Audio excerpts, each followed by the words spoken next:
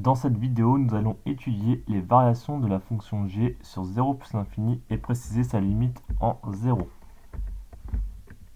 Alors déjà, première chose, on peut, donc pour étudier les variations d'une fonction, en général ce qu'on fait, on dérive, on fait la dérivée de la fonction.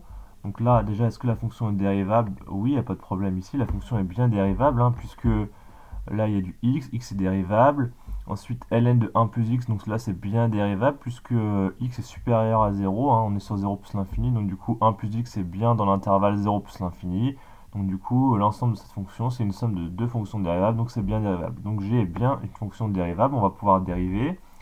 Donc on utilise, donc là on remarque déjà qu'on a une différence, donc on peut dériver x facilement.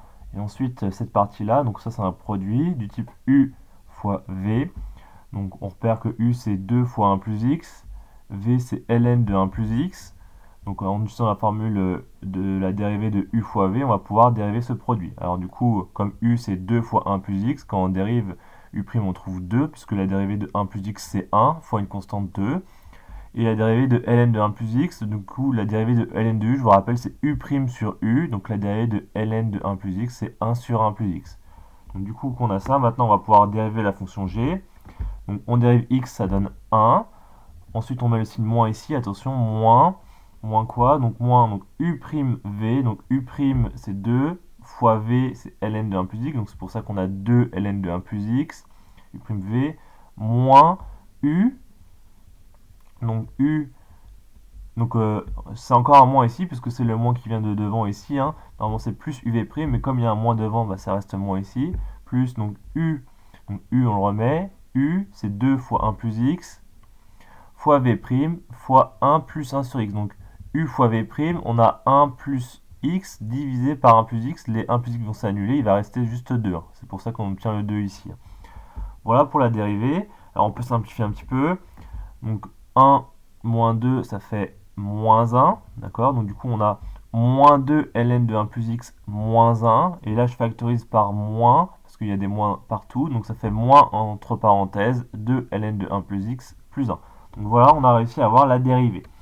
Alors, pour avoir les variations, maintenant, il faut étudier le signe de la dérivée. Donc il faut savoir ça, si c'est positif, si c'est négatif, en fonction des valeurs de x. Donc du coup, on sait déjà que on est sur l'intervalle 0 plus l'infini. Donc du coup, ça veut dire que x est supérieur à 0. Donc comme on connaît le signe de ln de 1 plus x, on connaît le signe de la fonction ln. Donc du coup, on va pouvoir peut-être trouver le signe de g'. Donc on va étudier cette piste-là. Donc déjà, on sait que x est supérieur à 0. D'accord? On est sur l'intervalle 0 plus l'infini. Donc du coup, 1 plus x est supérieur à 1. On additionne 1 à gauche et à droite. Du coup, on peut appliquer ln ici, puisque je vous rappelle que la fonction ln est croissante sur 0 plus l'infini. Donc j'applique ln à gauche et à droite. D'accord? Ça ne va pas changer l'inégalité car la fonction est croissante. Donc ça donne ln de 1 plus x est supérieur à ln de 1. Et ln de 1, ça fait 0. Donc du coup, on obtient cette nouvelle égalité là. Donc là, on commence à aboutir, on essaie de s'approcher de la dérivée de plus en plus. Ensuite, qu'est-ce qu'on va faire? On va multiplier par 2 cette inégalité à gauche et à droite. Donc 2 c'est positif, donc ça ne change pas l'inégalité, ça reste supérieur. Donc 2 fois ln de 1 plus x est supérieur à 2 fois 0, 0.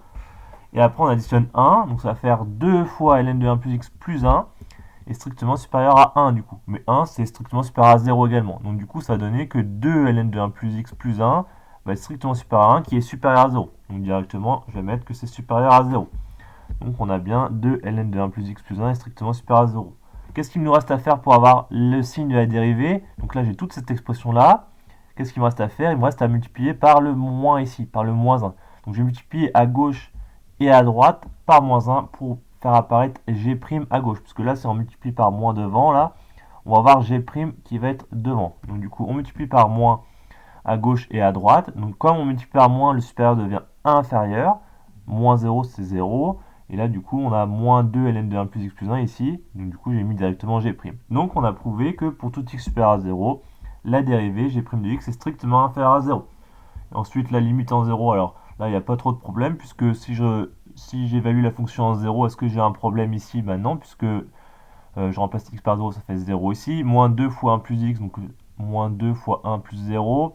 ln de 1 plus 0, donc là, il n'y a pas de problème, c'est bien défini. Donc, alors juste, oui, j'ai oublié de conclure, la dérivée est négative, donc du coup la fonction g est décroissante sur 0 plus l'infini. Et donc quand j'évalue en 0, comme je l'ai dit tout à l'heure, je remplace tous les x par 0, ça fait ln de 1 plus 0, ça fait ln de 1. Donc ln de 1, ça fait 0. Donc tout ça, ça s'annule, là, c'est une multiplication, et ça fait 0 moins 0, ça donne bien 0. Donc g de 0, ça donne 0, donc la limite en 0, c'est 0. Et en plus, on sait que la fonction g est décroissante. Donc comme la fonction g décroît et que en 0 en plus ça vaut 0, ça voudra dire aussi que la fonction est en dessous de 0, elle est négative, hein, puisqu'on commence entre 0 et plus l'infini, elle vaut 0, puis elle décroît, donc elle sera bien inférieure ou égale à 0.